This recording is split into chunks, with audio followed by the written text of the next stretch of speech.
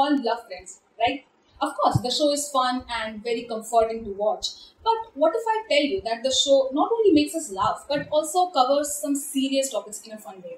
Friends is a great way, especially for Indians, to learn about many psychological and mental health issues as they seriously need awareness, especially in our country.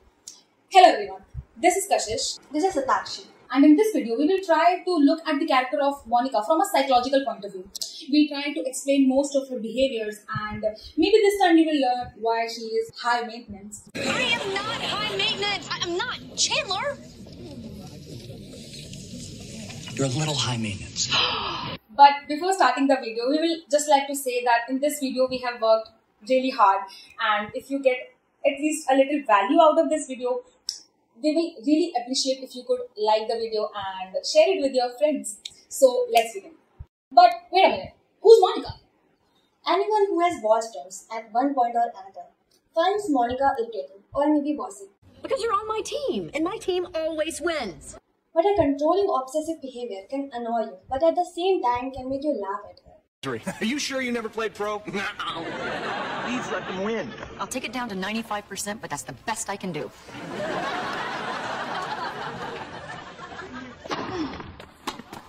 Oopsie, missed it. I got it! Nice shot. If we closely start observing her family dynamics, we can see the roots of her behavior.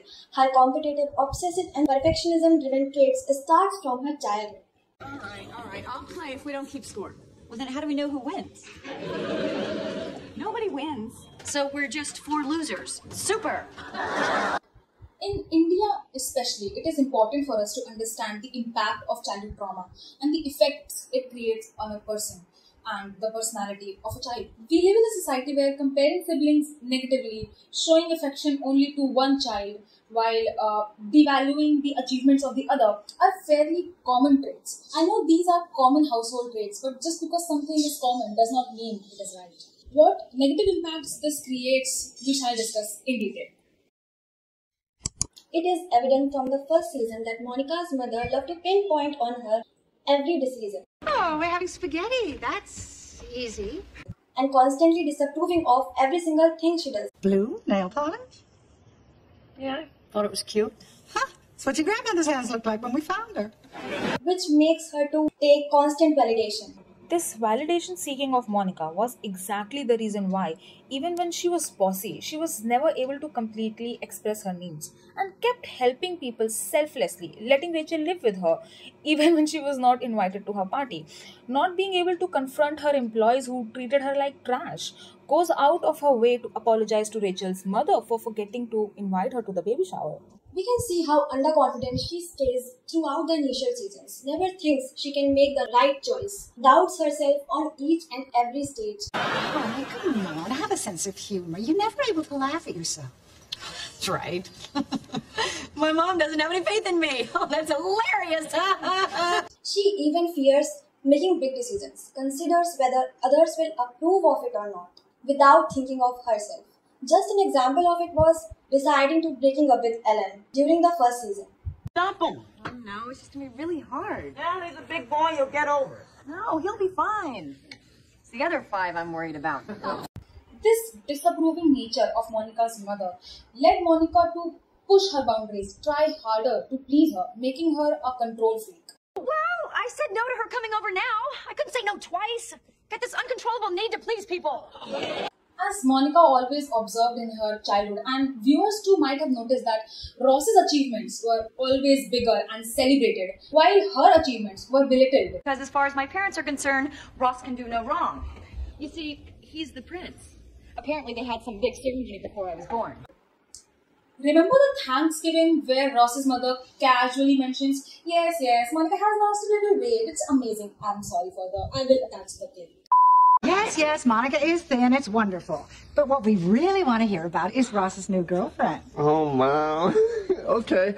Her name is Carol, and she's really pretty and smart. And there is also this one clip in which I don't even understand why the laughing soundtrack exists. Ross's mom one time actually said, I am like the daughter that she never had. Just imagine the pain a little girl must be feeling, seeing her achievements, even small or little, always discarded by her parents, while even minute achievements of her brother was celebrated. Come on, you know they love you. As much as they love you? I was their firstborn. They thought she was barren. It's not my fault. Carol's a lesbian. She's living with a woman named Susan. She's pregnant with my child. And she and Susan are going to raise the baby. And you knew about this? This, of course, is just one example out of many, but these are the exact situations which made her to seek perfectionism. Let's play. I don't think so. Why not? Because you know how competitive you get, and while I say it's cute, others disagree, and I'm lying.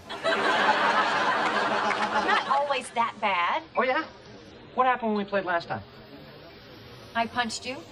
Because doing things just the perfect way was the only way possible in which there might be a possibility for some recognition. I don't like your massages.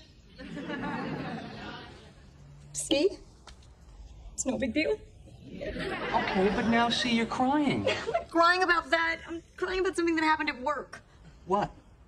My boyfriend said he didn't like my massages. Honey, it's okay. You don't have to be the best at everything. Oh my God, you don't know me at all. Her initial relationships and attachment styles can too show us the impact of her childhood trauma. Constantly failing to realize who was right for her and choosing one bad relationship after another shows us how unaware she was in terms of her boundaries and what she deserves. Is there something wrong with me? I mean, why am I only attracted to guys where there's no future? Either they're too old or they're too young. And then there's Pete, he's crazy about me and he's absolutely perfect and there's like zip going on. I mean, seriously, does it sound like there's something wrong with me?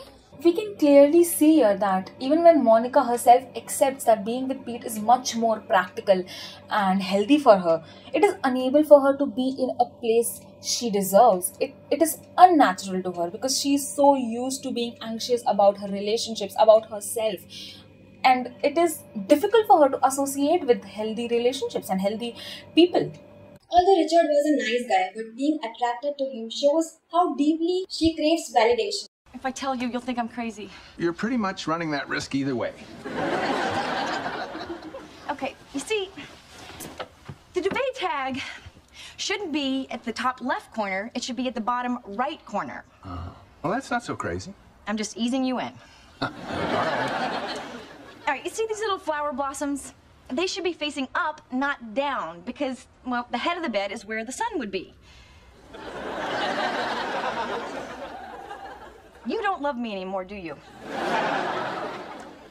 Actually, if it's possible, I love you more. As she chose someone the same age group as her father, feeling like a happy little girl who wasn't approved of. Boy, I know they say that you can't change your parents. Boy, if you could, I'd want yours. Richard, being her father's friend, is an example of her displacement of her instinctual longings.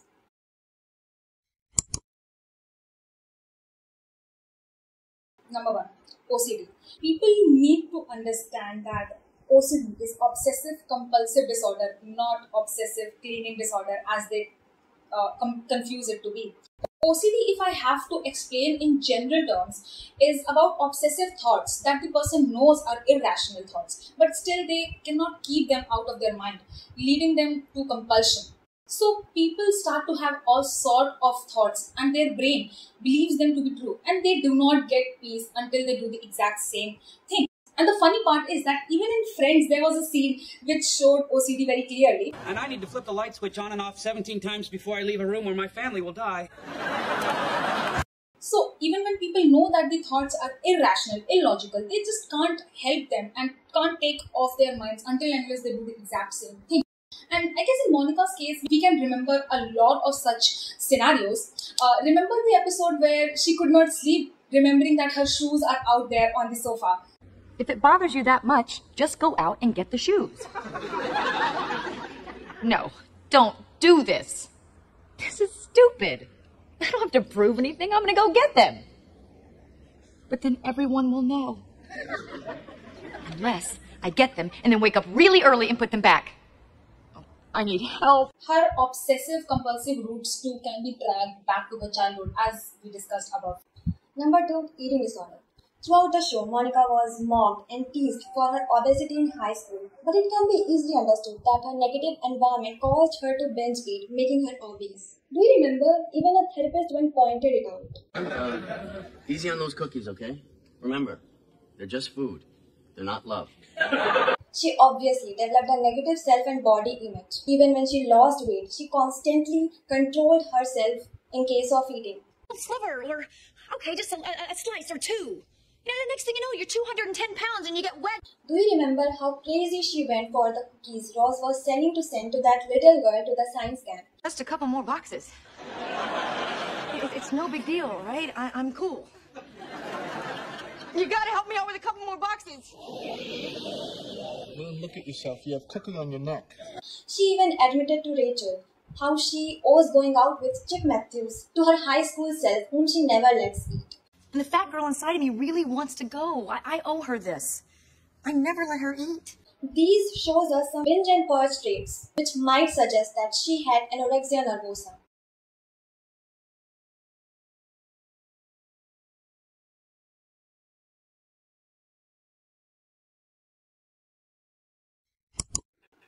I'm sure by this point, we managed to explain you the reasons behind Monica's controlling and perfectionist behavior, which annoys most of the viewers. Now, let me ask you a question. How many times did you think to yourself that we are describing someone you know? Or maybe we were talking about you, or found it a little relatable?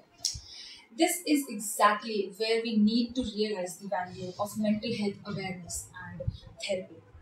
Monica might have gotten Chandler, but even then, it won't be a replacement for a counselor.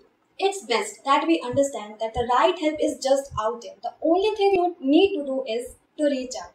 The most important part this whole discussion shows us is how significant the role of parenting is. We know how expensive weddings can be.